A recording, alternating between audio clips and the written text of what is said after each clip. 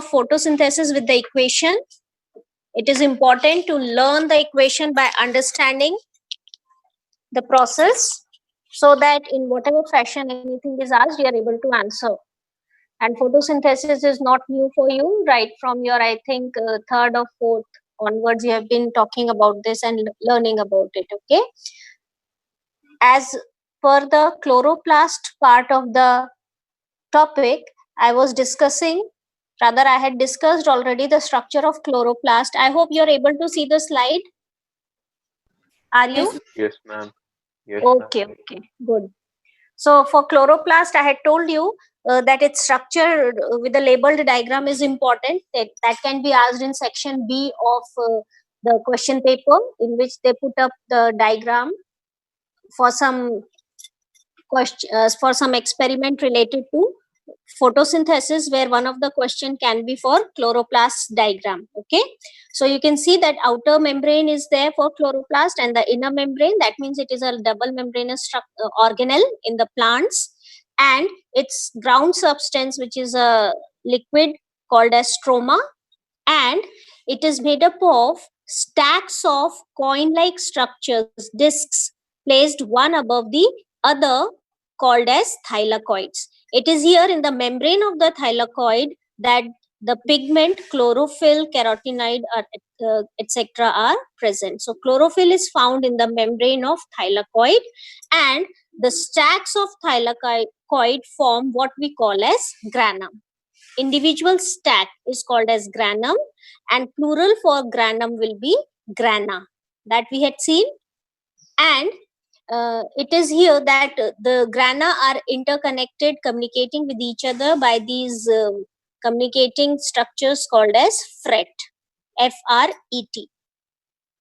And in case of photosynthesis, I had also told you about the function of chloroplast, that it is one of the main cell organelles, because it is the site for photosynthesis, in which I had told you that photosynthesis comprises of two phases. One is called as light phase and the other is called as dark. So this light phase, as the name suggests, is taking place in the grana region of the chloroplast, grana or thylakoid region, whereas dark reaction is taking place in the stroma. Then chloroplast, like the mitochondria, has its own genetic system or own genetic material, that is DNA. So during cell division, it is able to give rise to its own kind, and these newly formed daughter chloroplast are then distributed in the daughter cells.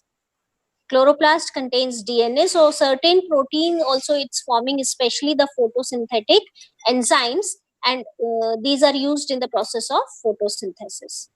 Okay. Then let's see further about stoma. Also, stomata also I told you, though, that stomata made up of the kidney or the bean shaped guard cells, in which there's presence of the nucleus, chloroplast, vacuole, and the cell wall. Here to remember that the inner concave one is thick and rigid, and the one towards the epidermal cells or the subsidiary cells is thin.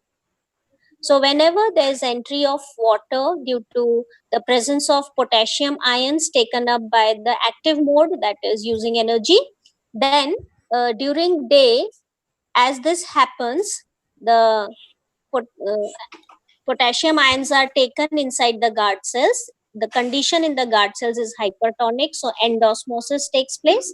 That means water enters the cell, making it swollen, or it becomes turgid, and due to this turgidity, turgid condition is there, so turgor pressure is applied on the wall of the guard cell. The inner wall is thick and rigid, so what happens is, as the pressure is applied on the wall which is towards the epidermal cells, this wall gets stretched, pulled, and as this is getting pulled, even the inner thicker wall is also pulled towards the inner, towards the outer wall. This way, the gap between the two guard cells increases, thereby opening the pore. At night, opposite happens. The potassium ions leak out. the potassium ions leak out, because of which now hypertonic condition is there in the epidermal cells. So exosmosis will take place, making the guard cells flaccid. As they become flaccid, no more turgor pressure, so they are going back to their original position. The two inner thicker walls will come close to each other, thereby closing the guard cells this way. Okay, that is for the potassium ion concentration theory, which is the recent one. And the other older one is that for the sugar concentration theory. In sugar concentration theory, same way, due to this utilization of carbon dioxide and producing carbonic acid, as well as production of the starch, that is glucose, then due to this glucose there is more concentration of the solutes in the guard cells, and so endosmosis will take place. And at night, when glucose is distributed to, I mean, throughout the day it is happening, but night, since no photosynthesis, so more glucose is not formed in the guard cells, and whatever glucose is there is distributed to the other parts of the plant. The condition in the guard cells become hypotonic, so exosmosis takes place, making the guard cells flaccid. That is for the older theory of sugar concentration theory. Okay, then as per the process of, or the mechanism of the process of photosynthesis, remember it is taking place in the chloroplast. Okay, so where are they present? In the leaf, let us see. We know in the leaf the outermost uppermost layer is the cuticle. Just below the cuticle is the upper epidermis, and then comes the mesophyll.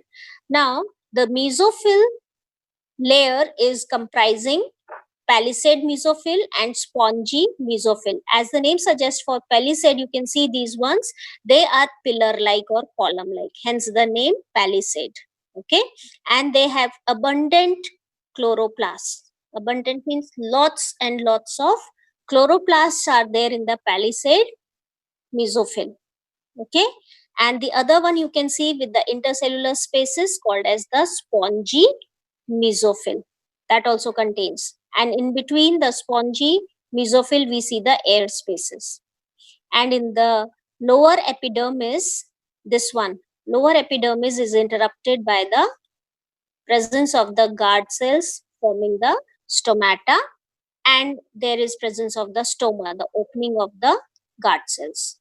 Okay, and tissue between the these epidermal layers, it is also having the vascular bundle made up of xylem and phloem, which is in the vein of the leaves. So what happens? How water is taken up from the roots, water is absorbed, which is conducted along with the minerals through the stems, xylem, to the vein of the leaves, and from the vein of the leaves to the finest of the venules or the veinlets, finally reaching each and every cell of the leaves.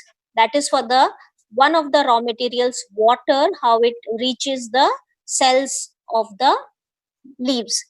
As for carbon dioxide, it is taken up, diffuses inside through the stomata, the opening of the stomata.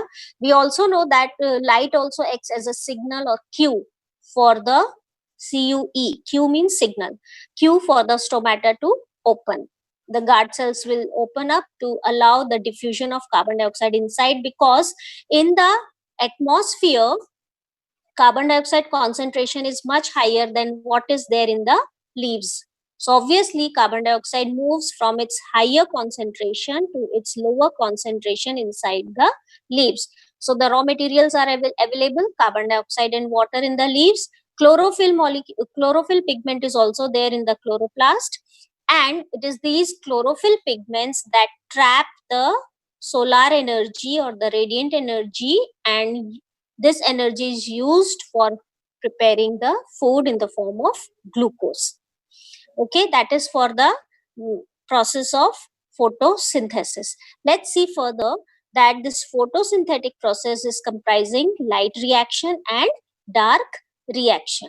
Okay, dark reaction also known as Kelvin cycle, and the light phase or the phase that is dependent on the light is also called as light dependent phase, where it is also known as photochemical phase. Okay, light phase also known as photochemical phase, because here photo meaning light. So there is light energy used for splitting of water. As for the dark reaction, it is also called as biosynthesis or biosynthetic phase. Biosynthetic phase. Okay, where Ma'am, yes, synthesis of and dark. glucose is taken. Please Ma'am, ask. can you repeat biosynthetic? Yeah, I'll be explaining also. This is just an introduction. Okay, don't worry. So for photosynthesis, we have two phases: light reaction, which is also known as the photochemical phase, or light dependent phase. That means here light is necessary, then only this first phase of photosynthesis will take place. Okay, the second one is called as the dark reaction or biosynthetic phase. As the name suggests here, biosynthetic means here formation of the food, that is glucose, is taking place. Fine. It is also known as Calvin cycle. First, it was found by Calvin through a number of experiments. So, in his honor, this is given the name as Calvin cycle, which is a biosynthetic phase or light independent phase. Biosynthetic phase, also known as light independent phase. As the name suggests here, it is not dependent on the presence of light. Okay, whatever end products are formed in the light reaction will be used in this biosynthetic phase to manufacture glucose. Clear now? Yes, ma'am. Great. Let's see further for the light reaction, the location. As I was telling you, light reaction needs the presence of light, and this is captured by the chlorophyll, and we know chlorophyll are present in the grana and still better in thylakoid membranes. So light reaction is taking place in the grana or thylakoid, and therefore it needs light for the light reaction. And what happens in light reaction is an overview first, that in the presence of sunlight, this water is split into hydrogen ions, that I will tell you further, electrons and oxygen, molecular oxygen, this. Okay, then we will see this splitting of water is taking place. So this is called as photolysis. Okay, let us see then in more detail in this photochemical phase what happens. First step is activation of chlorophyll. What is happening here? Chlorophyll on exposure to light energy, when on the surface of the leaf and through the cuticle, through the palisade, then it reaches the chlorophyll molecule. This light energy is absorbed in the form of photon, which is the smallest unit of light energy. So photons are taken up by the chlorophyll, and its energy is used for activating the chlorophyll molecule. It absorbs the energy, and this energy is used for splitting the water molecule into two components, namely hydrogen ions and molecular oxygen. Now, for these two molecules of oxygen, you can see energy of 4 photons is needed to give rise to 4 hydrogen ions. 4 electrons are released in this process, and molecular oxygen is formed, which is then given off through the stomata. Okay, this reaction is important. This photolysis. Now, this reaction is known as photolysis. Extremely important, either in the form of definition or name the following, or in any way they can ask you this question from photosynthesis chapter. So please understand photolysis, where photo means light and lysis means breakdown. So here breaking of water molecule is taking place into hydrogen ions, electrons and molecular oxygen. So you can see here photolysis is defined as splitting of water molecules into hydrogen ions and oxygen in the presence of light and in the grana. Please understand and learn it well. So you can see your oxygen is released, which is then given out from the stomata. Then further, what happens to these hydrogen ions?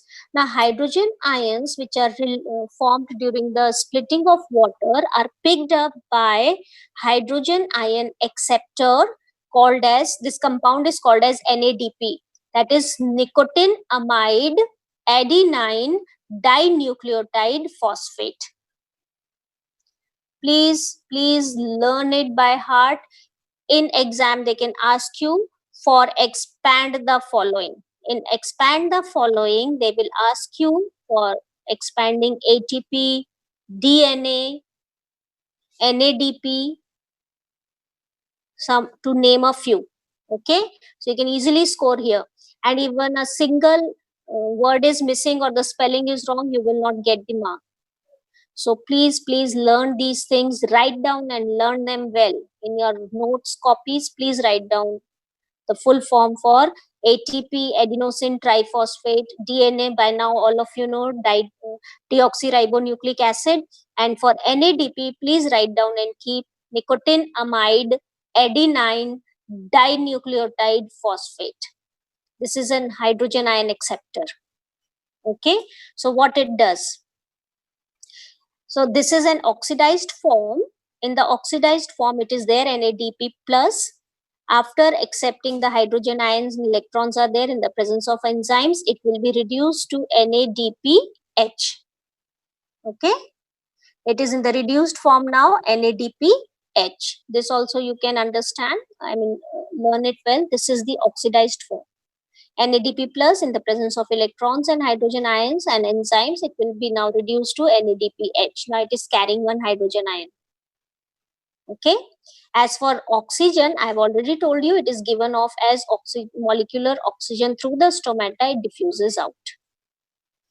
And for the electrons, they are used in converting adenosine diphosphate. That means only two phosphate groups are attached to adenosine. So adenosine diphosphate is converted now into energy rich compound called as adenosine triphosphate. So this ADP with the help of inorganic phosphate which is there in the cell will be converted into ATP. So how is it? ADP means there would be only two phosphate groups attached to adenosine. So adenosine diphosphate. Okay, and in the presence of, with the help of the inorganic phosphate, it would be then converted into adenosine triphosphate. If I draw this way, the last bond, it means it is when this bond will break between the third and the second phosphate group, when this bond will break, it will release lot of energy. Okay, high energy bond is there. So adenosine triphosphate is formed using this phosphate group in the presence of electrons. That is for this formation of ATP in the process of photosynthesis. Remember, in photosynthesis, formation of ATP is taking place. But in respiration, what is happening? ATP is used for breaking down glucose to get the energy. So here ATP is formed.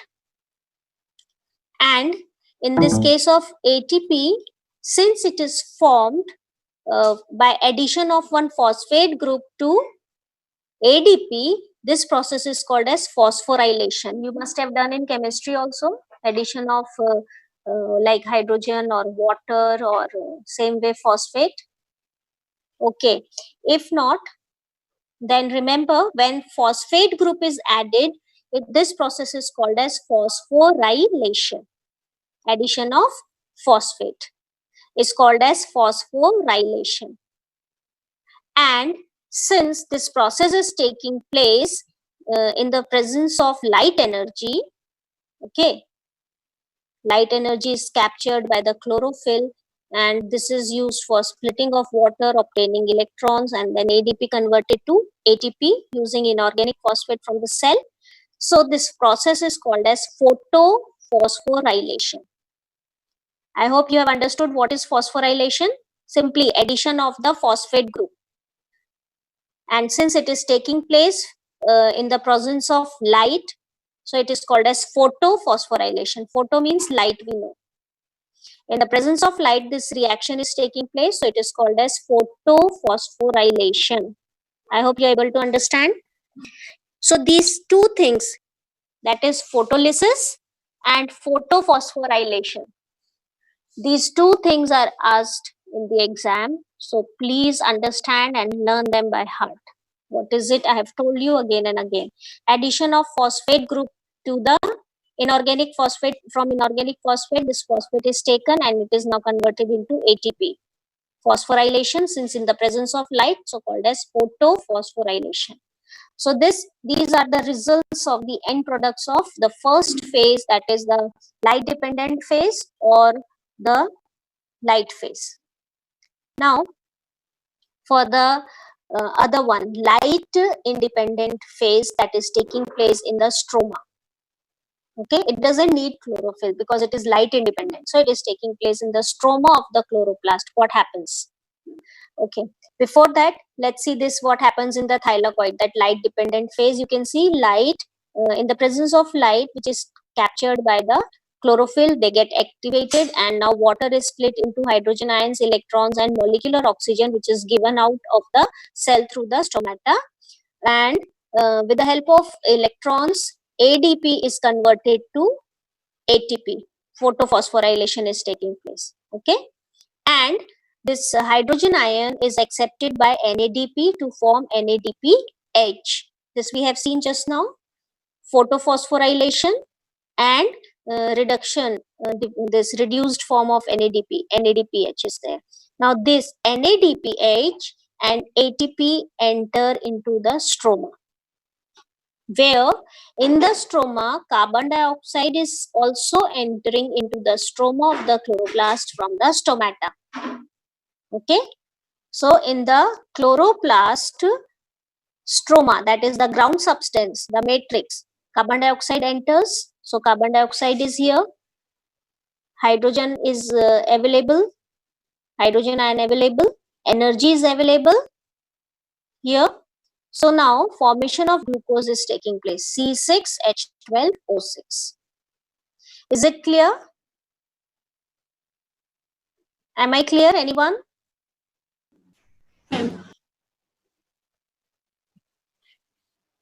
Okay, thank you. So what is happening? NADP is now entering into the stroma. ATP also enters into stroma. Carbon dioxide also enters into stroma, and using hydrogen and energy, glucose is formed, C6H12O6. Okay, and as energy is used, so now what is happening? Energy is used, so again there is formation of, from ATP, ADP. See, I've already told you that there are this bond breaks to release energy, which is used for the formation of glucose. Okay, in the second phase. Now again it is becoming ADP, which goes back into the thylakoid, that inorganic phosphate separated. So it reaches here. So again this cycle will continue. As for NADPH, H is given here for the formation of glucose. Now this NADPH is again oxidized to NADP, which again goes into the thylakoid.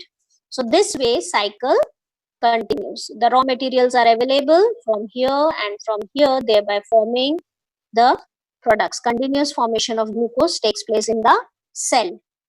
Now what happens is, there is conversion of glucose into starch or other chemicals, because as soon as glucose is formed, it is converted into starch, where several glucose molecules are bonded together to form one molecule of starch. Now this is a complex structure where glucose molecules keep on adding, so we write it glucose n number of glucose molecules will be bonded to each other to form starch, and this process is called as polymerization. Poly meaning many. So many units of glucose will be bonded to each other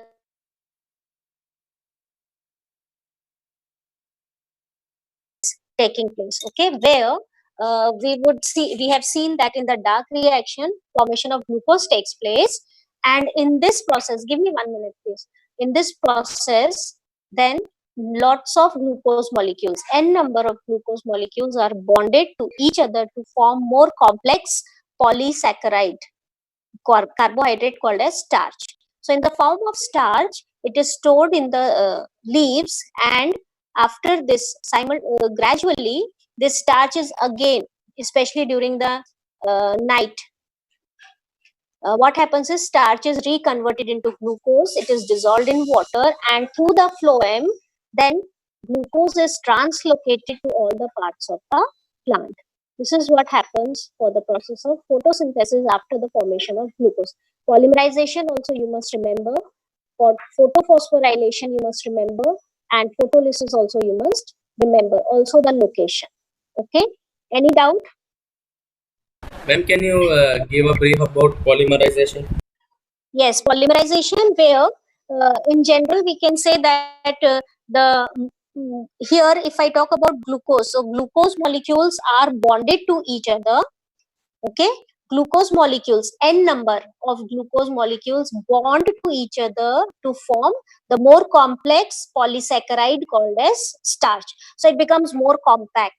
So the space taken up in the leaf for the case of glucose, for the case of starch, will be less as compared to glucose. So initially, temporarily, this glucose is stored in the leaves as starch. Okay, and later it is then this starch is reconverted into glucose and then translocated to all the parts of the plant by the phloem. Now, for some of the plants, this glucose is also converted into sucrose and stored, or in the form of oil also and stored. Okay, clear? Yes, ma'am. Okay, so any other query? If not, then I would like to wind up for the day, and the next time we meet we'll look into the further parts, experiments on all for photosynthesis. Okay, so be strong, stay safe, stay at home, and continue to get knowledge. Thank you, ma'am. Okay.